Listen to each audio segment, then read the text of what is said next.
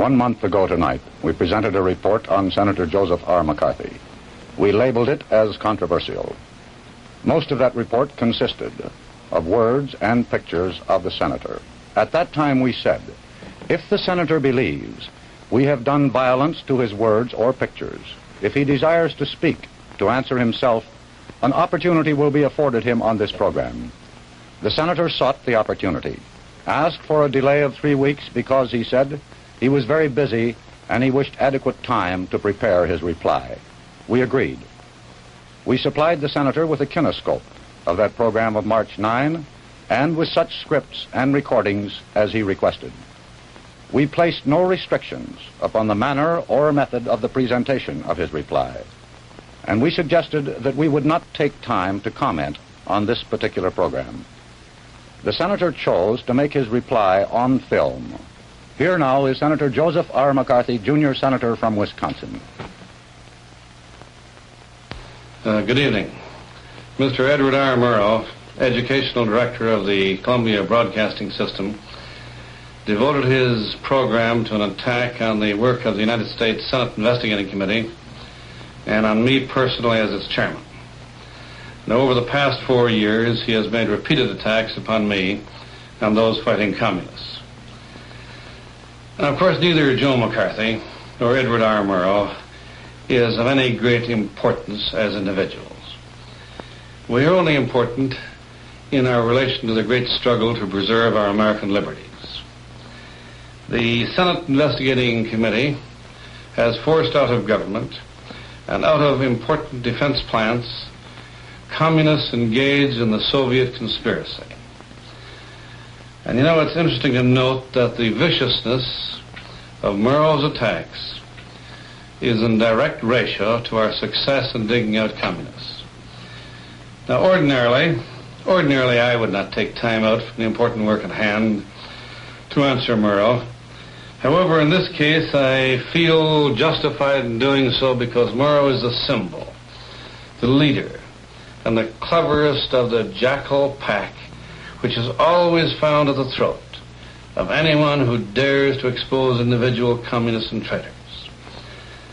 And I am compelled by the facts to say to you that Mr. Edward R. Murrow, as far back as 20 years ago, was engaged in propaganda for communist causes. For example, the Institute of International Education, of which he was the acting director, was chosen to act as a representative by a Soviet agency to do a job which would normally be done by the Russian secret police. Mr. Murrow sponsored a communist school in Moscow. In the selection of American students and teachers who were to attend, Mr. Murrow's organization acted for the Russian espionage and propaganda organization known as VOKS, V-O-K-S. And many of those selected were later exposed as communists. Murrow's organization selected such notorious communists as Isidore Begun, David Zabludowski. Incidentally, Zabludowski was forced out of the United Nations when my chief counsel presented his case to the grand jury and gave a picture of his communist activities. Now, Mr. Murrow, by his own admission, was a member of the IWW, that's the Industrial Workers of the World, a terrorist organization cited as subversive by an Attorney General of the United States, who stated that it was an organization which seeks, and I quote, to alter the government of the United States by unconstitutional means. Now, other government committees have had before them actors, screenwriters, motion picture producers, and others who admitted communist affiliations, but pleaded youth or ignorance. Now, Mr. Murrow can hardly make the same plea. On March 9 of this year, Mr. Murrow, a trained reporter who had traveled all over the world, who was the educational director of CBS, followed implicitly the communist line as laid down within the last 6 months, laid down not only by the Communist Daily Worker, but by the communist magazine Political Affairs and by the National Conference of the Communist Party of the United States of America. Now, the question, why is it important to you, the people of America, to know why the educational director and the vice president of CBS so closely follows the Communist Party line. To answer that question, we must turn back the pages of history. A little over 100 years ago, a little group of men in Europe conspired to deliver the world to a new system, to communism. Under their system, the individual was nothing, the family was nothing, God did not even exist. Their theory was that an all-powerful state should have the power of life or death over its citizens without even a trial, that everything and everybody belonged to the rulers of the state. They openly wrote, nothing secret about it, that in their efforts to gain power, they would be justified in doing anything. They would be justified in following the trail of deceit, lies, terror, murder, treason, blackmail. All these things were elevated to virtues in the communist rule book. If a convert to communism could be persuaded that he was a citizen of the world, it of course would be much easier to make him a traitor to his own country. Now for 70 years, the communists made little progress. Let me show you a map of the world as it stood in the middle of the First World War in 1917 before the Russian Revolution. You will see that there was not a single foot of ground on the face of the globe under the domination or control of the communists. And bear in mind that this was only 36 years ago. In 1917, we were engaged in a great world war in defense of our way of life and in defense of American liberty. The Kaiser was obliged to divide his armies and fight on both the eastern and the western fronts. In the midst of the war, the Russian people overthrew their czarist master, and they set up a democratic form of government under the leadership of Alexander Kerensky. Now, Kerensky's government instantly pledged all-out support to the Allies. At this instant, the Imperial German government secretly financed the return to Russia of 7 communist exiles led by Nikolai Lenin, exiles who had been forced to flee the country. A rather important event in the history of the world. Now, once in Russia, by the same methods which the communists are employing in the United States today, they undermine the army, they undermine the navy, the civilian heads of the government. And in 100 days, those 7 communists were literally the masters of Russia. Now, with all of the wealth of the nation at their command, they proceeded to finance communist parties in every country of the world. They sent to those countries trained propagandists and spies. In every country, they of course had to find glib, clever men like Edward R. Murrow, who would sponsor invitations to students and teachers to attend indoctrination schools in Moscow, exactly as Murrow has done. They trained communists in every country in the world. Their sole purpose was to infiltrate the government, and once communists were in government, they in turn brought others in. Now let us look at the map of the world as it was 20 years ago. At that time, there was one country with 180 million people in communist chains. Now let us look at a map of the world as of tonight, this 6th day of April, 1954. Over 1/3 of the Earth's area under communist control, and 800 million people in communist chains. In addition to the 800 million in communist chains in Europe and Asia, finally, the communists have gained a foothold and a potential military base here in our half of the world, in Guatemala, with the communists seeping down into the Honduras. My good friends, how much of this was achieved by military force, and how much was achieved by traitors and communist lying propagandists in our own government and in other free governments? Let's start in Europe, if we may. They took by military force a little piece of Finland.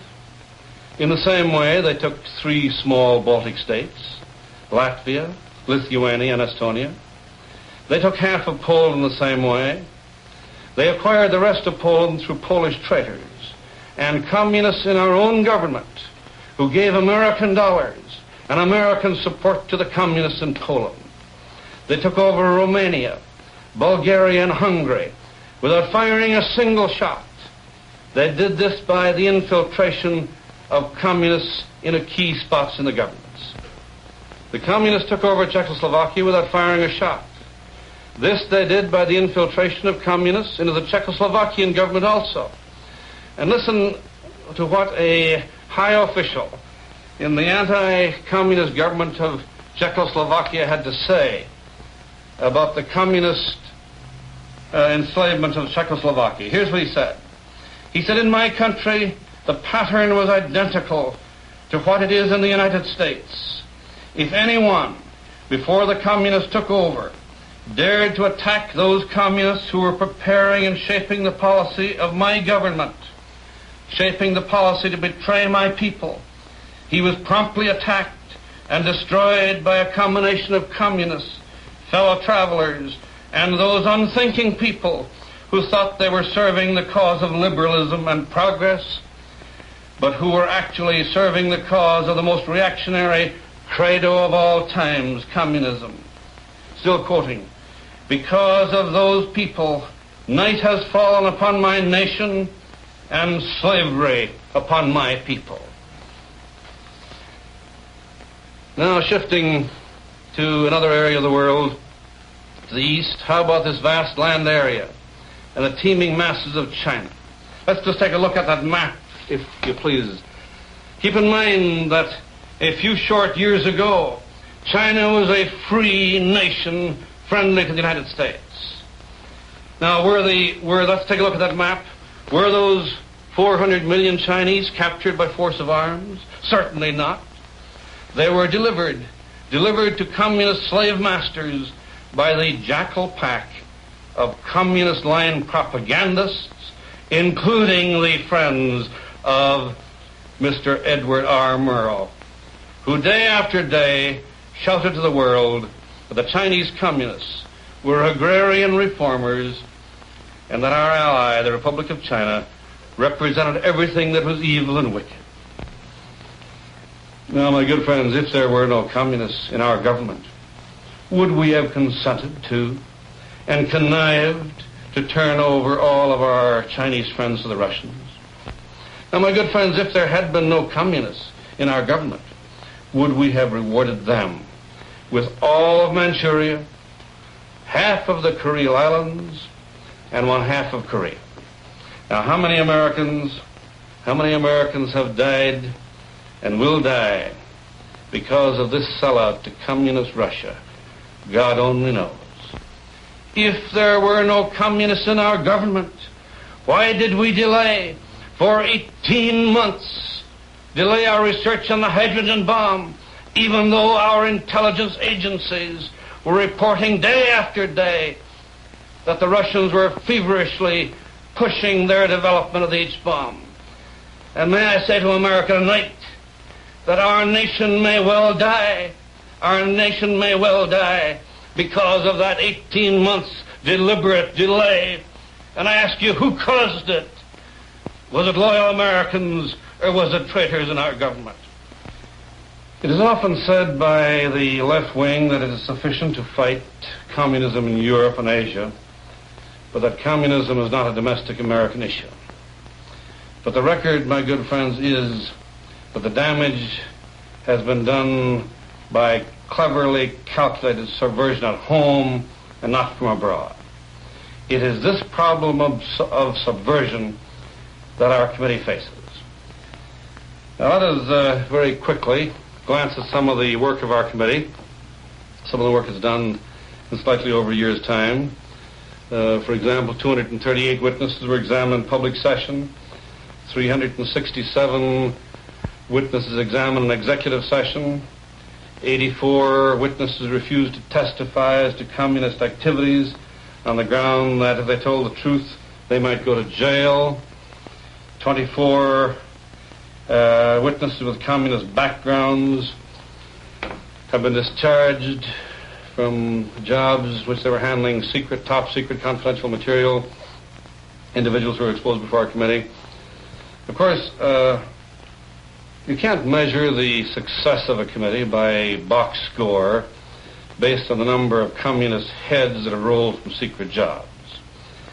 It is completely impossible to even estimate the effect on our government of the day-to-day plotting exposure of communists. And that is, of course, why the Murrows bleed. For example, the exposure of only one Fifth Amendment communist in the government printing office, an office having access to secret material from almost every government agency, resulted in an undisclosed number of suspensions.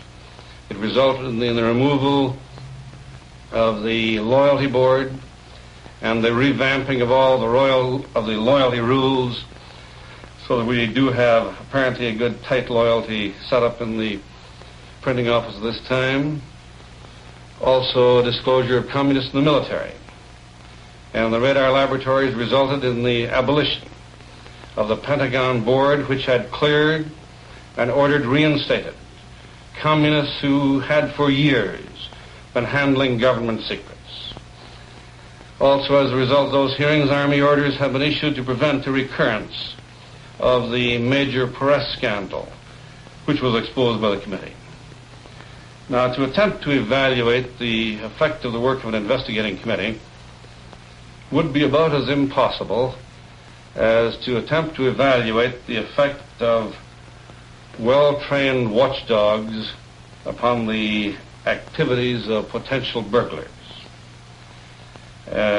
We Americans live in a free world, a world where we can stand as individuals, where we can go to the church of our own choice and worship God as we please, each in his own fashion, where we can freely speak our opinions on any subject or on any man.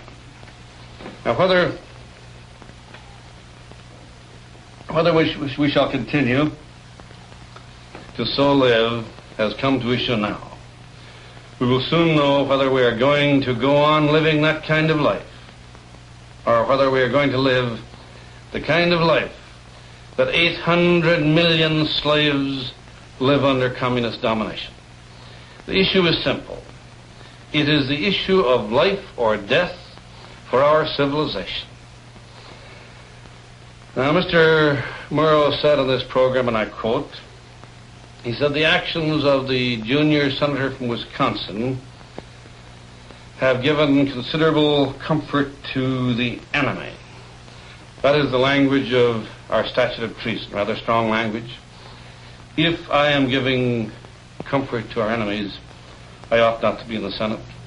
If, on the other hand, Mr. Murrow is giving comfort to our enemies, he ought not to be brought into the homes of millions of Americans by the Columbia Broadcasting System.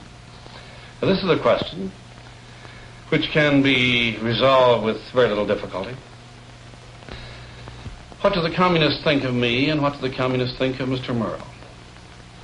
One of us is on the side of the communists. The other is against the communists, against communist slavery. Now, the communists have 3 official publications in America, and these are not ordinary publications. They have been officially determined to be the transmission belts through which communists in America are instructed as to the party line, or the position which communist writers and playwrights must take. Also, of course, telecasters, broadcasting. The first of these is a booklet which I would like to show you, if I may. It's entitled "The Main Report Delivered at the National Conference of the Communist Party of the USA," published in New York in October 1953. The report states, quote, "The struggle against McCarthyism is developing currently along the following main lines." Keep in mind, this is the communist publication giving instructions to the members of the party. Along the following main lines: struggle against witch hunting, struggle against investigations of the McCarthy-McCarran type, and defense of the victims of McCarthyism, such as Owen Lattimore, etc. In addition, there is the direct attack on McCarthy.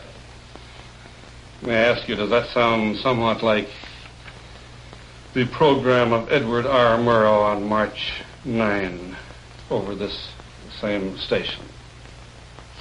Now, in this report, the communists do not hesitate to instruct the comrades that their fight on McCarthy is only a means to a larger end. Again, let me quote from the instructions from the Communist Party to its membership from page 33. I quote, "Our main task is to mobilize the masses for the defeat of the foreign and domestic policies of the Eisenhower administration and for the defeat of the Eisenhower regime itself. The struggle against McCarthyism contributes to this general objective." There's one more quotation, if I may, from page 31 of these instructions from the Communist Party to its members.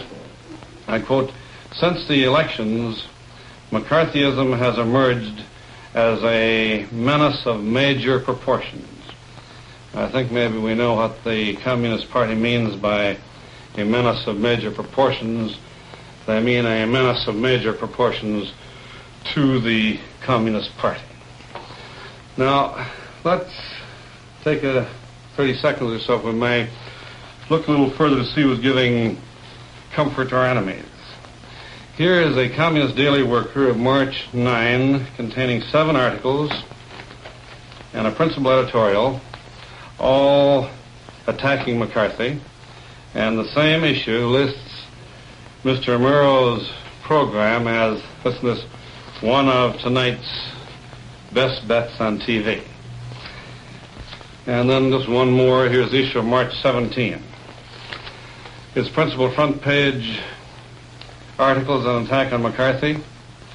It has 3 other articles attacking McCarthy. It is a special article by William Z. Foster, the head of the Communist Party in America, and now under indictment on charges of attempting to overthrow this government by force and violence. This article by Foster praising Edward R. Murrow. Just one more, if I may impose on your time.